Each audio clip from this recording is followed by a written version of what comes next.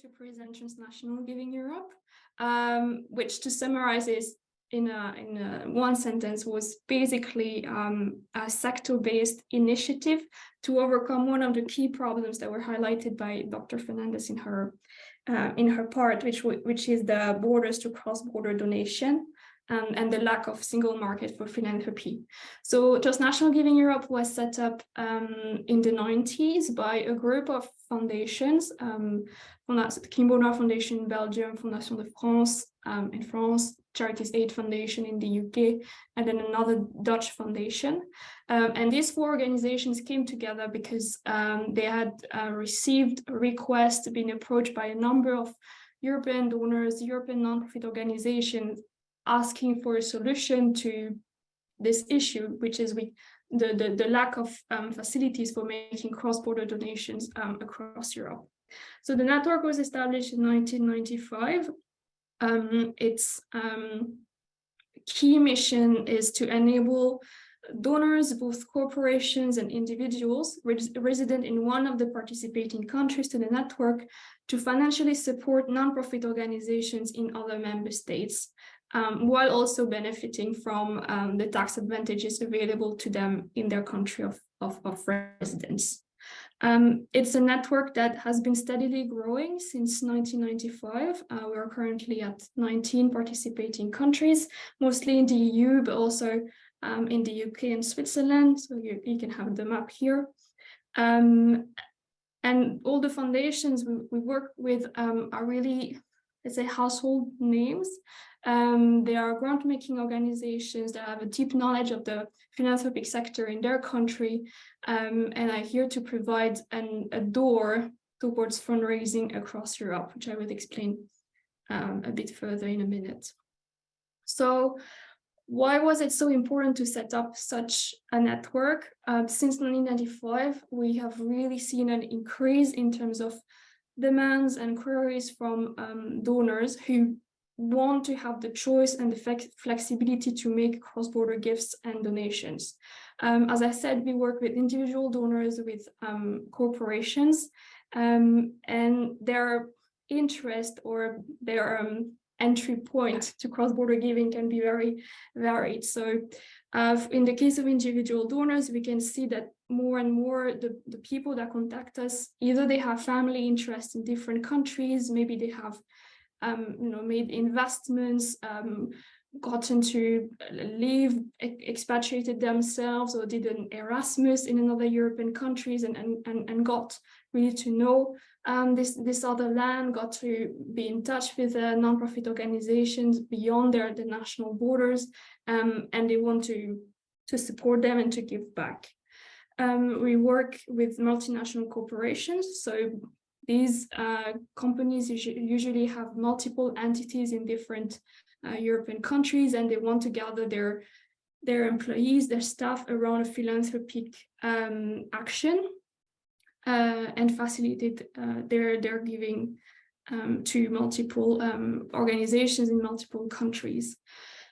And obviously, the cause that these donors support, more often than not, they simply do not have any barriers, which make the existence of fiscal, regulatory, administrative hurdles towards philanthropic giving across Europe all the more painful. So if you think about climate change, if you think about poverty, the fight against cancer, etc., the non-profit organizations we work with across Europe, they're really targeting issues that have no borders and for which we should be able to provide support without any issues. So the purpose of the network is to enable European non-profit organizations to have a solution that they can offer their European donors. So be able to conduct their fundraising activity across Europe in a manner that is easy and accessible for their donors. So we can offer both an offline and online donation solution for those organizations. Nonprofits simply can focus on their fundraising activities, going to their European donors, knowing that our partners on our network will take care of all the administrative formalities, all the behind the curtain processes that are related to the tax deductibility of gifts, reporting to national authorities, being in touch with the fiscal regulators and so on. So an organization that is based in Italy doesn't have to know exactly what kind of format should the tax receipt be delivered in Germany, or what sort of report should be made to the French administration, etc. Because we are here to take care of all of those things. And then for European donors, the network is there to support their charitable giving activity in a way that is both secure and tax efficient. So the network obviously has to comply with all of our national fiscal regulation, public benefit regulation, and so on. So we conduct a very rigorous due diligence and control framework on the number of the organizations we work with. And this is something that can reassure our donors. And they also know that by going through our network, then they can benefit from the tax advantages that are available to them in their country of tax residence, as if they were making a home donation. So it does not bear any difference for them whether they support an organization in Croatia versus an organization in France if they live and pay taxes in France. So here I put a few numbers just to explain what sort of donation flows we're working with. So in 2021, we facilitated more than 30 million euros in terms of donations channeled all across Europe. So across our 19 member countries, that's close to 11,000 gifts that were made from either corporate or individual donors.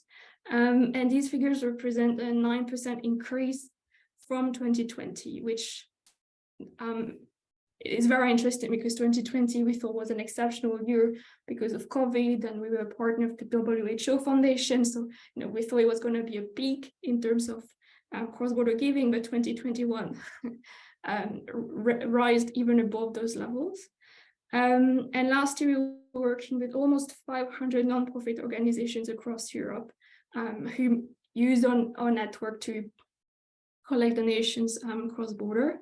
And we are active across 8 fields of action. So anything that is recognized as public benefit, if it goes through a due diligence process, all the organizations can be supported through the network. If you see from the graph, the first 3 sectors that were really popular or successful in 2021 was social matters, so anything that has to do with poverty relief, education, always a big one for cross-border giving.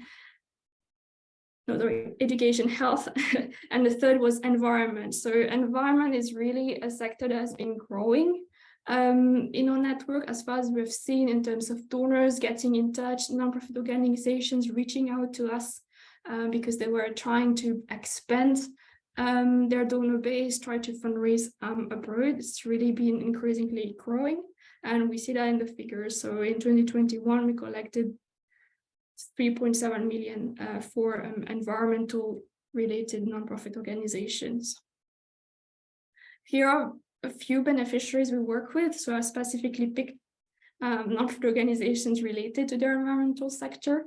As you can see, some of our members, such as WeForest, African Parks, Instituto Terra, Ecosystem Restoration Camps, all those are organizations that are involved in the field of land restoration or reforestation programs, usually at NGO level, so international level. African Parks is obviously involved in African programs in 11 countries there. WeForest work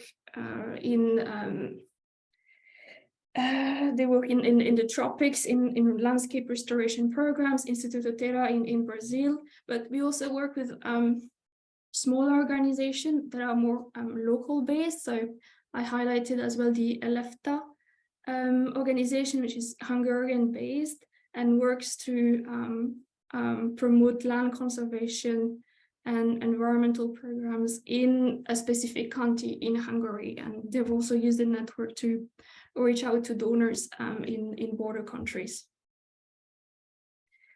If I focus on the environmental sector specifically, so last year we were working with 76 environmental charities, so that's 9% of the total amount of organizations we work with. And I put a few figures in terms of like money flows going to that specific sector. So as you can see, we were at 6% in 2019, growing to 11% in 2020, and then 12% in 2021. And we expect that the figures for 2022 will be as interesting for this specific sector. Donations were mostly coming from the countries I put here on the slide. So the UK, France, Germany, Belgium, Switzerland, and Spain. Those were the countries from which donors were the most generous towards environmental related organizations. And yeah, an example of a success story that I put there was WeForest, so a Belgian-based organization, as I said, working for the preservation and restoration of tropical forests, collected more than 2 million euros through their European fundraising activities over 2019 till 2021. How does it work concretely to make a donation through your network? So here I took the example of a fictional donor, so Anya, coming from Hungary to work and live in Brussels. So she is a tax resident in Belgium, but wants to support a nonprofit organization in Hungary, so LFTA, for instance. What she will have to do is contact our TG national partner, which is the Kim Baudouin Foundation based in Brussels, make her donation to the Kim Baudouin Foundation, who, after conducting a due diligence process, will grant the donation made by Anya and other Belgian donors to LFTA in Hungary. And the Kim Baudouin Foundation will then deliver a fiscal receipt to Anya as per the Belgian tax laws and regulations. So it's a simple process for the donor, as they only need to contact their national partner, and for the organization as well, because their only point of contact is the TG national partner. So the issues of language, of multiple regulations, multiple laws do not have to prevent cross-border fundraising activities. And as I was also asked to see if, so TG, we facilitate cash donations, money transactions, but I also asked to see if we didn't have an example of an in-kind donation, so a land donation from one country to another. This is really something that is still very rare for us, that does not occur that often, because if the situation is already very complicated for cash donations made cross-border, you can imagine what it is for in-kind donations. So I reached out to a few of our country members and came up with a few feedback, but nothing too detailed as of yet. So in the exceptional case of an in-kind cross-border donation, so land to a foundation, an NGO, there are 4 key aspects that the teams will take into consideration. So first, the location of the asset, the fiscal residence of the donor, nationality of the donor, fiscal residence of the receiving organization. So all of these 4 aspects will need to be investigated, usually in partnership with a legal advisor, to see how to manage the cross-border land donation to a foundation or NGO. And here I've put examples of 2 examples to explain what I mean. So in the first case, we had a French donor and tax resident who wished to bequest French land to a French foundation, in which case this was a very simple a very simple case without any inheritance taxes coming into play, and was quickly resolved and successfully. And then we have another instance where a Belgian donor and tax resident wished to bequest French land to a Belgian foundation. So here we have the cross-border issue coming into it. And there it was getting more tricky because you had Belgian inheritance taxes that could come into play, as well as French taxes, but you also have the Franco-Belgian agreement to prevent double taxation that was concluded between the two countries. So all of this made a bit of a complicated matter for the recipient organization, and so they have reached out to receive specific legal advice to help them deal with this case. So something that is starting to come up for us, but has been extremely rare till now, and for which we do not have clear-cut answers. Belgium and France will still be fairly easy because of the agreements to prevent double taxations, but in other instances, if you're talking about another pair of countries, it might be even more complicated. So to be followed up. And yeah, so just if anyone is interested in joining the network and seeing how they can use our tools and solutions to receive cross-border donations or facilitate their European fundraising, just you can reach out to me. You have my contact details, and we can put you in touch with your national TGE partner. Our foundation partners are also there to provide answers if you are wondering how can I best explain the situation to my Slovakian donor, my German corporate donor, etc. So we're also there to try and support organizations that are faced with the situations and do not necessarily how to handle them. So yes, that is it for me.